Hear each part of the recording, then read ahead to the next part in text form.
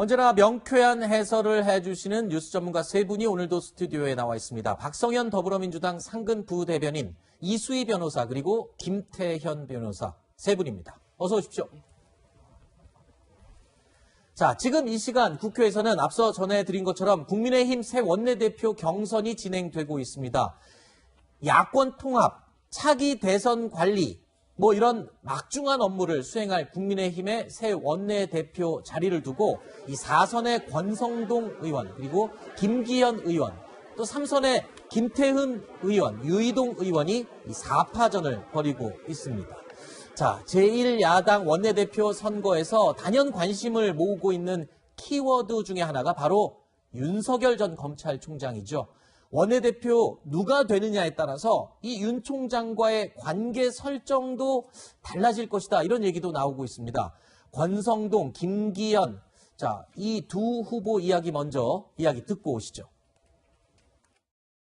우리 당 입장에서는 지금 윤석열 총장의 정치 참여나 합류, 그거를 쳐다보고 있는 것이 아니고요. 제가 해야 될 일은 그 일에 집중하는 것이지 다른 당 바깥에 있는 사람들에게 눈을 돌리는 것은 부차적인 문제다. 결국은 반문의 입장에 설 것이고, 예. 그러면은 결국은 혼자 힘으로는 정치하기가 어려운 것이 현실이고, 그러다 보니까 제3지대보다는 제1야당인 또 야권 통합 플랫폼인 우리 당을 선택하지 않을까요? 자, 윤석열 전 총장에 대한 후보 4명의 입장을 간단히 정리를 해보면요. 이 권성동 후보는요, 윤 전 총장 영입에 대해서 아주 적극적이었습니다. 그리고 김기현 후보와 유이동 후보는 함께 하게 될 것이라면서도 이 당의 자강이 먼저다라는 입장을 보여왔습니다. 그리고 마지막으로 김태흠 후보는 윤 전 총장의 정치 선언이 먼저다라고 말을 아끼고 있었습니다. 각 후보들 윤 전 총장에 대해서 이렇게 입장 차이가 나는 이유가 있을 것 같은데요. 대표적으로 뭐가 있을까요? 보시면은요, 각자 입장이 달라요. 자, 네. 먼저 보세요. 권성동 의원 같은 경우에는 탄핵 때 검사 역할을 했던 사람입니다. 네.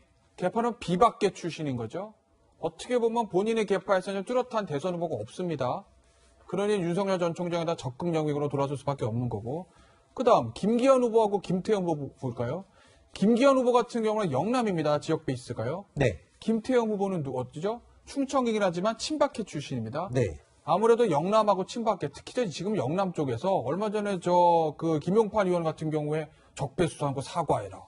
그 다음에 부산의 서병수 의원 같은 경우에는 박근혜 전 대통령 탄핵 잘못됐다.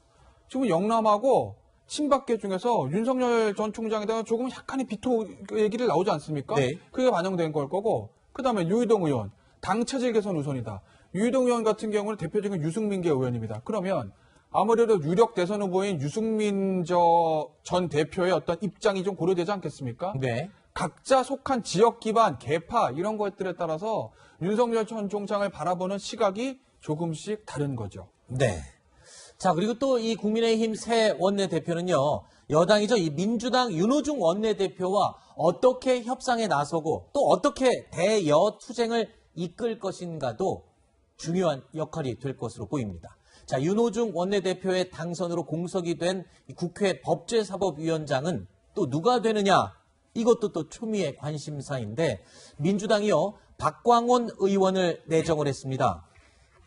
자, 그러니까 당초 거론되던 정청래 의원은요, 이 쿨하게 받아들인다라는 입장을 또 밝혔습니다.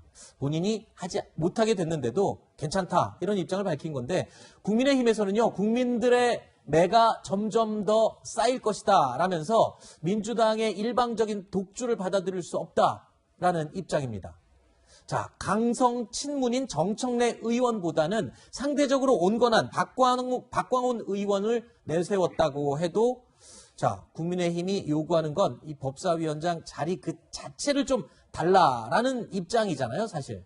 이게 이제 법사위원장은 지금까지 관례적으로 네. 야당에서 법사위원장을 지금까지 해왔단 말이에요. 그런데 지난 4.7 총선 이후에 180석 민주당이 이제 아주 절대 과반 이상을 차지를 하면서 그때 국민의힘에서 이걸 어떡하냐, 상임위원장을 뭐 세석이라도 가져오냐, 어떡하냐 하던 상황에서 네. 그냥 민주당이 다 상임위원장을 해라가 돼버린 거죠. 네. 그런 것도 있고 또 민주당에서 뭐 협상안에서 본인들이 다 가져간 것도 있지만, 근데 이번에는 이제 그 국민의힘에서는 법사위원장을 대선을 앞두고 있으니까 네. 법사위원장 자리는 그래도 또 국민의힘에 달라라고 했는데 지금 민주당에서는 밀어붙인 거예요. 네. 그러니까 친문 강성 정청래 의원이든 온건함 박관웅 의원이든 상관없이 네. 국민의힘 입장에서는 이거는 야당 국민의힘에 줘야 된다는 네. 입장인데 여기에 대해서도 국민의힘의 의원들도 좀 의견이 갈리는 것 그래요? 같아요. 어떻게 하냐면 이제 일부에서는 다 모든 상임위원장을 다 민주당에서 하고 그 결과에 대한 책임을 대선에서 물어야 된다라는 네. 쪽이 있고, 다른 쪽에서는 하지만 법사위원장은 안 된다. 네. 우리가 지금 보지 않았냐. 문제가 많은 위헌적인 요소들이 있는 법도 법사위에서 그냥 일사천리로 처리를 통과하는 걸 하니까요. 예. 봤거든요. 이거는, 결과를 봐야 알겠습니다만은, 네. 법사위원장 정도는 저는 국민의힘에, 주는 것이 네. 관례대로 그것이 좀 더 원칙이지 않을까 싶습니다. 알겠습니다. 자, 차기 대선이 점점 더 가까워질수록 양당의 신경전도 더욱 치열해질 것으로 예상이 됩니다. 최근에 발표된 차기 대선 후보자 지지율도 살펴볼 텐데요. 이재명 경기지사가 24%, 그리고 윤석열 전 검찰총장이 23%로 초박빙 접전을 벌이고 있습니다. 이런 가운데 그 뒤를 이낙연 전 민주당 대표, 그리고 안철수 국민의당 대표, 홍준표 의원, 또 정세균 전 국무총리 등이 한 자릿수로 따르고 있는 모양새입니다. 여권만 놓고 보면요, 이 선두를 기록한 이재명 지사와 그 뒤를 따르는 이낙연 전 대표나 정세균 전 총리 등의 지지율이 상당히 차이가 많이 나고 있습니다. 자, 이유가 뭐라고 보십니까? 예, 이제 지금 차기 대선 후보 적합도를 놓고 이렇게 쭉 지지율이 나와 있는데, 네. 저희가 여기서 놓치지 말아야 할 것이 네. 문재인 대통령의 국정 수행 평가, 네. 또는 국민들이 문재인 대통령에 대한 정치적 지지도, 네. 이제 이런 것을 동시에 봐야 됩니다. 네.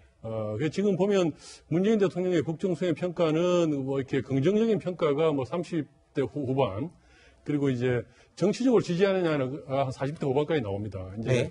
그런데 이제 저 연동해서 본다면요, 이낙연 대표와 정세균 전 총리 같은 경우는 두 분 총리는 문재인 대통령과 함께 국정을 했던 분입니다. 네. 그래서 이제 문재인 대통령의 평가와 동조할 수밖에 없는 이런 상황이고요. 네. 예, 그래서 지금 이 두 분에 대한 지지율이 다시 안 나오는 것은 네. 여전히 이제 문재인 대통령이 이 국정의 플레이어로 존재감이 크기 때문에 아하. 그런 부분이 있다. 네. 상대적으로 이재명 지사 같은 경우는 문재인 대통령이 좀 다른, 네. 기본적으로 민주당의 주자이긴 하지만은 상대적으로 문재인 대통령의 빈 곳을 이렇게 잘 찾아서 네.